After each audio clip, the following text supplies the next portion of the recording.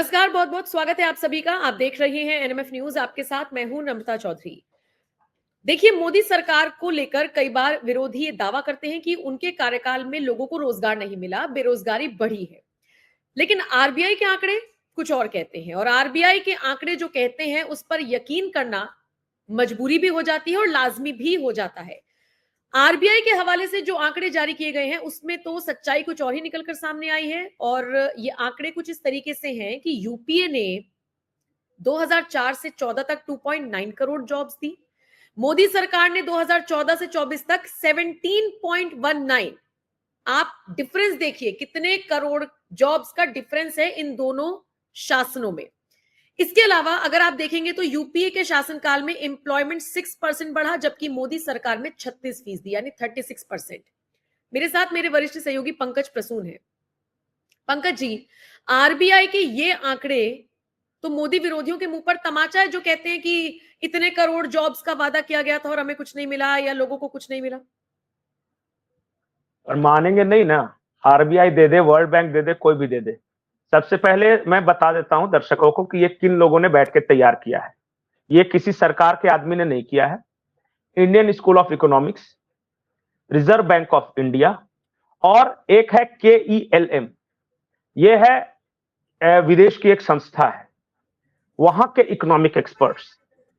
और ये आंकड़े दुनिया भर में मान्यता प्राप्त हैं।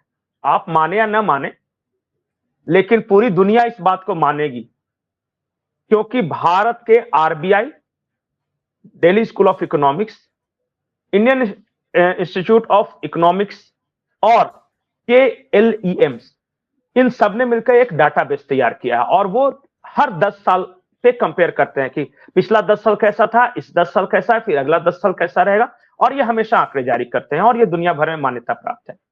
वही आंकड़े बताते हैं कि पिछले 10, मतलब मनमोहन सिंह के 10 साल और मोदी सरकार के 10 साल की तुलना की गई है इसमें।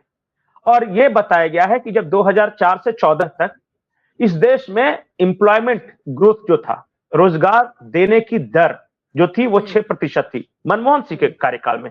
मोदी सरकार के कार्यकाल में मतलब 2014 से 2024 के बीच ये 36% की रफ्तार से बढ़ रही है। मतलब 6 गुना ज्यादा मनमोहन सिंह सरकार के मुकाबले मोदी सरकार ने रोजगार दिया है। ग्रोथ की बात करें और उसके बाद सेक्टर वाइज भी इसमें बहुत सारे इसमें चीज है, सेक्टर वाइज भी डाटा है। जैसे कि सबसे ज्यादा इस देश में शोर क्या है, किसान बहुत खराब हालत में है। किसान खराब हालत में 2004 से 14 के बीच था। उस वक्त पता है हमारे एग्रीकल्चर की या कृषि क्षेत्र की ग्रोथ रेट क्या थी? 2% मैक्सिमम और निगेटिव। और अभी कितनी है? मोदी सरकार के कार्यकाल के दौरान 2014 से 2024 के दौरान 19% की रफ्तार से बढ़ी। ये मैं कृषि के बारे में बता रहा हूं। मैन्युफैक्चरिंग सेक्टर दूसरा सबसे बढ़िया जो परफॉर्म करने वाला है। ग्रोथ 6% के आसपास थी मनमोहन सिंह के समय में मैन्युफैक्चरिंग सेक्टर की, अभी है 15%। सर्विस सेक्टर में ह्यूज जंप। सर्विस सेक्टर मतलब ऐसा नहीं है कि सिर्फ सरकारी नौकरियां, प्राइवेट सेक्टर में भी जो नौकरी मिल रही है उन सबको जोड़ा गया। जो बीपीओ में काम कर रहे हैं, मीडिया में काम कर रहे हैं, आप हैं, हम सब सर्विस सेक्टर में काम कर रहे हैं। और इसका ग्रोथ कितना है पता है? वो यूपीए के समय में 25% की रफ्तार से ये बढ़ रहा था। उसमें भी सर्विस सेक्टर की ग्रोथ अच्छी थी, 25%। अभी ये 36% की रफ्तार से बढ़ रहा है। फिर भी बढ़ा तो है ही ना, कंपैरेटिवली तो बढ़ा ही है। वो हर सेक्टर में। अच्छा, इस देश के एक और है आंकड़े उसमें, जब मनमोहन सिंह छोड़ के गए थे तब इस देश की कुल आबादी के 30% के आसपास लोग गरीबी रेखा से नीचे थे। मतलब कि हर 100 में 30 आदमी बीपीएल था। अभी पता है हर 100 में सिर्फ 17 आदमी बीपीएल में है। मतलब कि आधी कर दी गरीबी इन 10 सालों में उसके मुकाबले। और ऐसे भी साल भर पहले एक आंकड़े आए थे कि 35 करोड़ लोग गरीबी रेखा से ऊपर आए हैं। और इसमें हर सेक्टर में, जैसे कि आपके पास कैपिटल कितना है, रोजगार के मौके कितने हैं, आपका एक्सपेंडिचर करने की कैपेसिटी कितनी है, स्किल क्या है, बहुत सारे पैमानों पर इसे नापा गया है।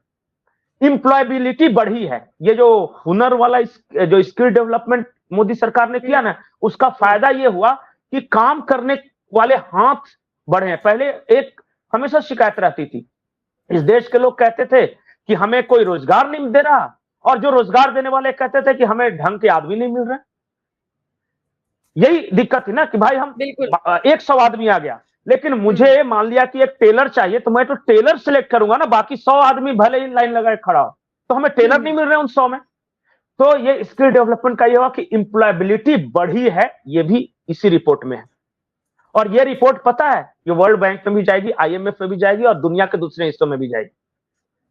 यूथ एम्प्लॉयमेंट रेट, जैसे एम्प्लॉयमेंट किसका, नौजवानों के एम्प्लॉयमेंट रेट में ह्यूज जंप आया है। 41.7% 23-24 में था। मतलब जितने लोग रोजगार मांग रहे थे, उसमें से आधे को मिल गया। ये ऐसा कभी नहीं हुआ था इस देश के इतिहास में। फॉर्मल जॉब मार्केट, बहुत सारे लोग ये कहेंगे, मतलब मजाक उड़ाते हैं ना कि पकौड़ा तलने वाला रोजगार, या फिर बोलते हैं कि अरे मोदी तो नाली से गैस बनाने वाला रोजगार की बात कर रहा है। मैं formal job market 4.7 crore youths को मतलब रोजगार मिला है। पिछले साल 4 करोड़ लोगों को रोजगार मिला है। और ये कैसे निकाला गया, बोले कैसे पता चला?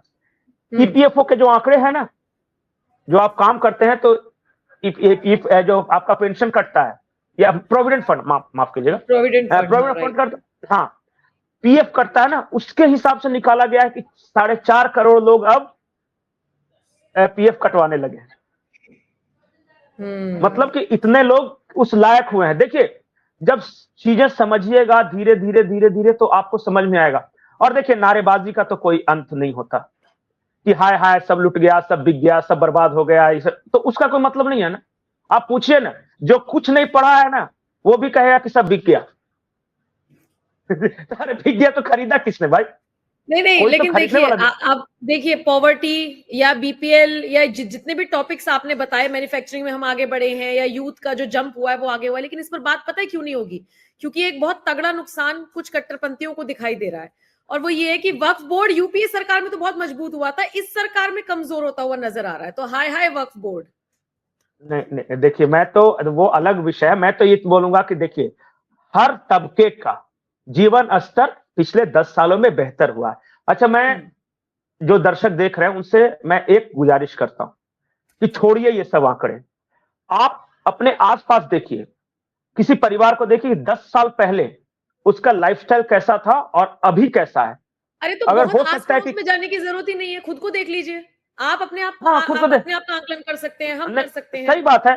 10 साल पहले मैं प्लेटिना पे घूमता था, और आज मेरे पास, हाँ, नहीं, सच्चाई यही है। हाँ, बिल्कुल, और सच्चाई, आज मैं करेंगे। 4 व्हीलर ले लिया है, भले EMI पे लिया है, पर 4 व्हीलर लिया है ना। बिल्कुल बिल्कुल। तो मतलब कि हर इंसान का जीवन स्तर सुधरा। और जो महत्वपूर्ण बात इसमें जो कही गई है, वो ये कहा गया है कि गांव में आमदनी ज्यादा बढ़ी है शहरों के मुकाबले। मतलब जो मोदी जी लखपति दीदी बोलते हैं ना, कि मैं जाते जाते हर दीदी को लखपति तो बना के ही जाऊंगा। और जो पैसे पंप किए गए हैं सरकार द्वारा, जो ग्रामीण क्षेत्रों में, एग्रीकल्चर ग्रोथ रेट कहां का आएगा? ग्रामीण क्षेत्रों का ही आएगा ना। तो वहां परचेजिंग पावर बढ़ी है। आज आप गांव में जाइएगा ना, तो पूछिएगा वहां, जिसके खाते में पहले 20,000 5,000 रुपया पड़ा रहता था, आज वो सब लाख से ऊपर रखे हुए।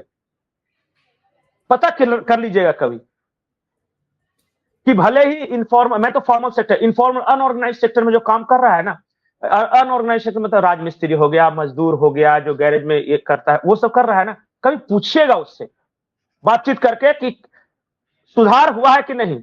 एक क्रिटिसिज्म इसमें ये कही गई है रिपोर्ट में, ऐसा नहीं कि सब कुछ पॉजिटिव ही है। क्रिटिसिज्म ये कही गई है कि जो 80 करोड़ लोगों को मोदी जी जो अनाज दे रहे हैं, एक अनुमान लगाया गया है कि उसमें से 50 करोड़ ऐसे लोग हैं जिनको अनाज लेने की जरूरत नहीं है मुफ्त में, लेकिन फिर भी वो ले रहे हैं। मतलब वो खरीद सकते हैं, खा सकते हैं, इसमें कोई दिक्कत नहीं है, लेकिन चूंकि मुफ्त में मिल रहा है तो ले रहे हैं। हाँ, तो वो कहा गया कि यहां पे आप इस तरह कर्टेल कर सकते हो। लेकिन सरकार का क्या तर्क है? सरकार का कहना है कि मनमोहन सिंह के समय में क्या खबरें आती थी, फलाने गोदाम में पड़ा पड़ा अनाज सड़ गया, फलाने रेलवे स्टेशन पे अनाज रखा हुआ है, बारिश उस पर पड़ रही है, यही ना। और उस वक्त कहा गया था, सुप्रीम कोर्ट का ऑर्डर था बकायदा, सुप्रीम कोर्ट ने मनमोहन सिंह की सरकार को कहा था कि अगर रखने की जगह नहीं है अनाज को तो गरीबों में बांट दो, लोग खा लेंगे इसे। इसके जवाब में मनमोहन सिंह ने कहा था कि पैसे पेड़ पे नहीं उगते। अब मोदी सरकार ने वही काम किया है, बोले कि हमारे पास रखने का खर्चा और फिर बर्बादी था, उससे बढ़िया हम अपने ही देश के लोगों में बांट दे।